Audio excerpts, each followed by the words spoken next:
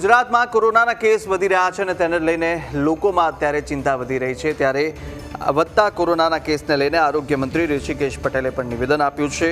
ત્યારે Omicron variant છે આ કોરોનાનો વાયરસ જે ભયજનક વાયરસ નથી તેવું આરોગ્ય મંત્રીએ નિવેદન આપતા કહ્યું અને ઘણા દર્દીઓ સાજા પણ થાય છે તો લક્ષણો દેખાય તો તુરંત ડોક્ટરનો સંપર્ક કરવાની પણ આરોગ્ય મંત્રીએ અપીલ કરી છે।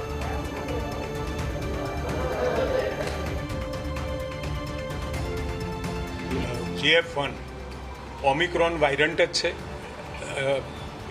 જ છે અને એમાં અત્યારે કોઈ ભયજનક સિગ્નલ જે દેશોમાં વધ્યા છે તે પણ સામાન્ય રીતે જે લક્ષણો આવે એ લક્ષણોની સિમ્પટમેટિક સારવારથી ઘણા દર્દીઓ સાજા થઈ જતા હોય છે। અત્યારે જેટલા પણ દર્દીઓ છે એમાંથી મોટાભાગના તમામ દર્દીઓ હોમ આઇસોલેટ થકી એ સારવાર મેળવી રહ્યા છે અને જનતાને મારી એક વિનંતી છે કે બને ત્યાં સુધી માનો કે આવા લક્ષણો ઘરની અંદર ક્યાંય આપણને દેખાય તો સહેજ એને આઇસોલેટ રાખો તો એ વધારે સારું છે।